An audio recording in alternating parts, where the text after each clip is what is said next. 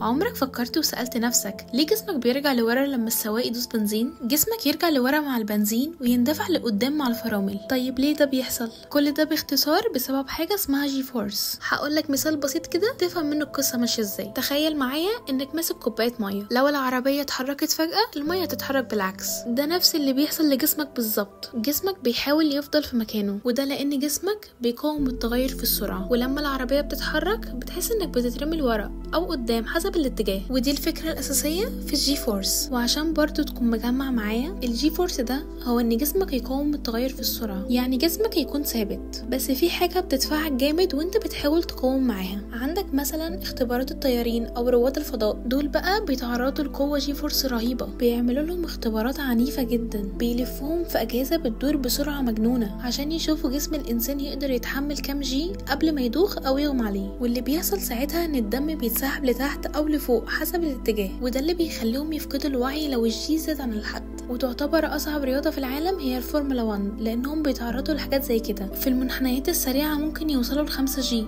أو أكتر كمان، يعني جسم الشخص اللي بيسوق بيحس كأنه وزنه بقى 5 مرات. تخيل معايا كده لو وزنك 70 كيلو، فجأة جسمك بيحس إن وزنك 350 كيلو. ولو هتسألني دلوقتي أقدر أجرب ده فين أو أحسه إمتى، هقولك إحساس قريب من ده، إنك تروح ألعاب الملاهي مثلا. وفي ألعاب في الملاهي ممكن توصلك ل3 أضعاف وزنك أو 4 كمان. طب هقولك على حاجة كمان ممكن تفاجئك. تعرف إن العربيات القديمة أقوى من العربيات الجديدة؟ ببساطة كده عشان العربيات القديمة كانت صلبة قوي، بس دي ما كانتش حاجة كويسة، لأن في الحوادث الصلابة دي بتخلي الصدمة كلها تروح لجسم الركاب. أما العربيات الحديثة بقى مصممة إنها تمتص الجي فورس وقت التصادم، يعني هتتحطم هي عشان تنقذك انت. نفس الفكرة برضو في الأسانسير، ولو الأسانسير وقع بيك لا قدر الله، في نظام اسمه ممتص الصدمة في القاع، بيقلل تأثير الجي فورس لما يوصل لتحت، يعني بيخلي الصدمة تتوزع عشان ما تبقاش قاتلة. وفي النهاية كده أحب أقولك إن الجي فورس مش مجرد مصطلح علمي، دي حاجة بتحصل لك كل يوم وانت سايق مثلا أو في الملاهي. كل لحظة في حياتك فيها حركة فيها جي فورس. بس المرة الجاية لما جسمك يرجع لورا في العربية هتكون عارف إن دي مش صدفة،